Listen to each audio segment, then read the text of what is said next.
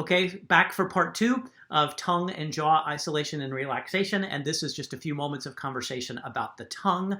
We relaxed the jaw, and we're going to do essentially the same thing with the tongue now. We're going to just think about how that structure, it's actually a combination of several different muscles, work together and what we can do to relax them somewhat. We're not looking for perfection. There will always be a little bit of innate tension in the tongue. We're just looking to mitigate that and keep it to a minimum.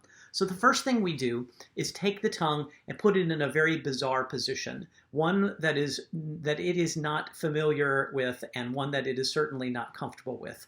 My favorite personally is really protruding it out of the mouth,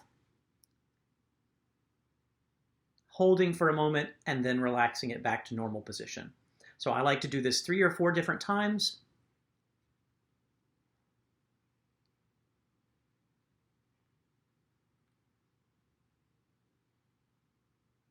And what you'll find when you're done with that is that you get this sort of odd sensation in the tongue and jaw area, and that's the tongue sort of kind of getting back to normal, just sort of being in that odd, strange position and that bizarre sensation, and then recovering to normal.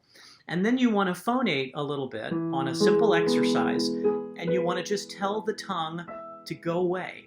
You want to tell the tongue not to be involved in your singing at all. So something simple like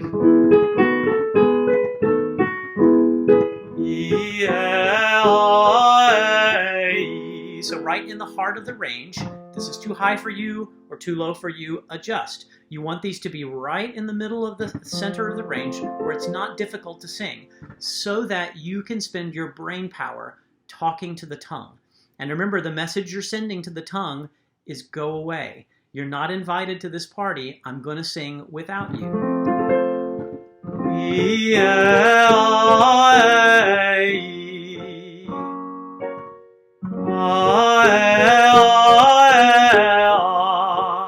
Or you could do the entire exercise on one single vowel.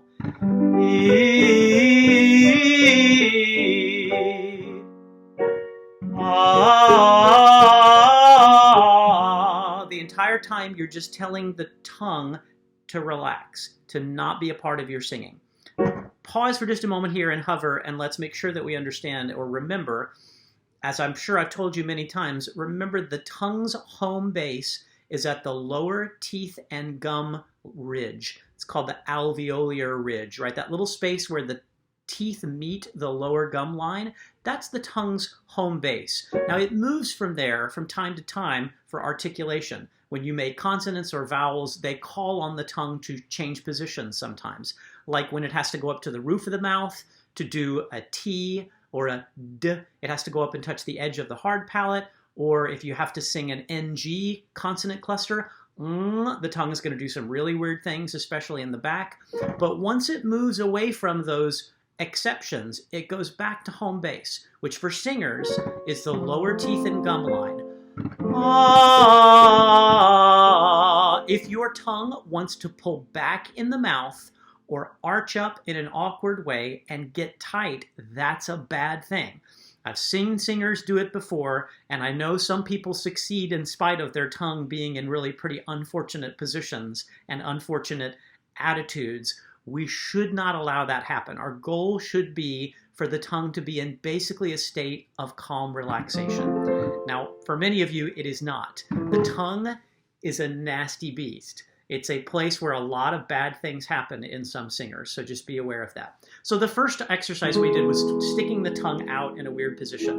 The next thing we're going to do is slowly wiggle the tongue from side to side, like so.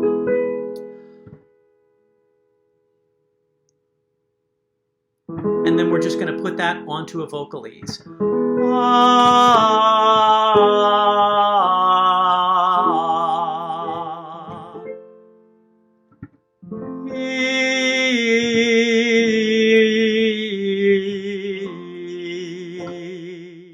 Slow wiggles from side to side.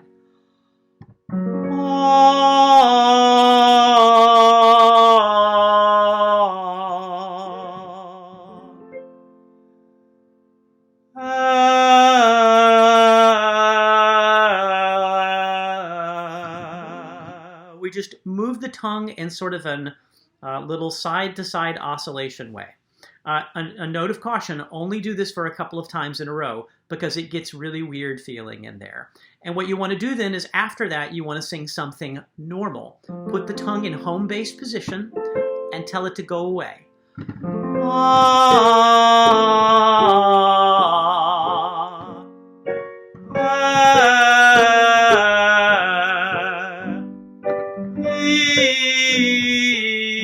And all the while, you're just talking to the tongue with your mental concentration and telling it to go away.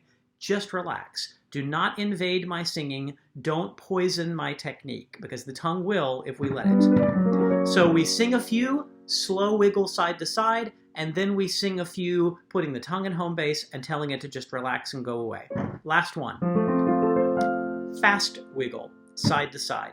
Very similar exercise to the slow wiggle, but it's just quicker. It's about 2 or even 3 times as fast. Think this, okay? Very quickly side to side.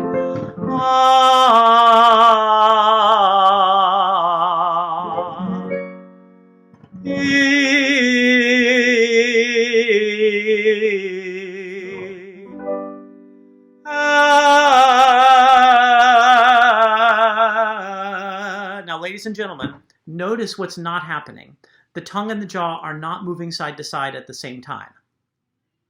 That's not what we want. We want the tongue and the jaw, in a perfect world, to be able to move and operate independently from one another. So if your jaw moves along with your tongue, that means that they're stuck together, that they're fused with tension, and we gotta undo that.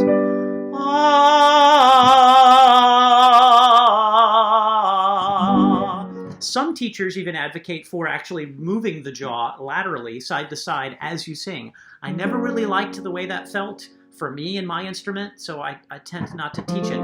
But if that's helpful to you, give it a try.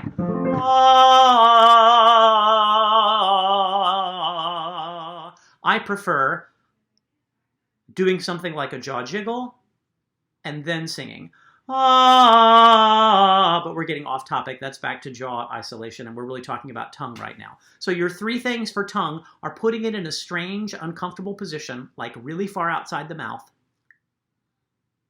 then relaxing it, giving it a moment to breathe, and then singing something in a neutral, relaxed tongue situation.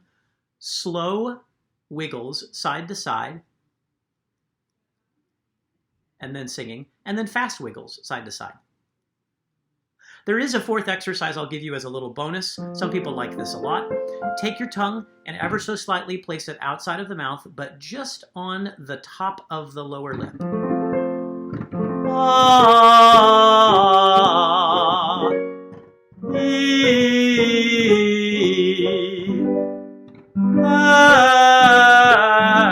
This is not singing with your tongue out of your mouth. Number one, that's just really weird. It sounds funny and it's bizarre, and it's too far away from real singing.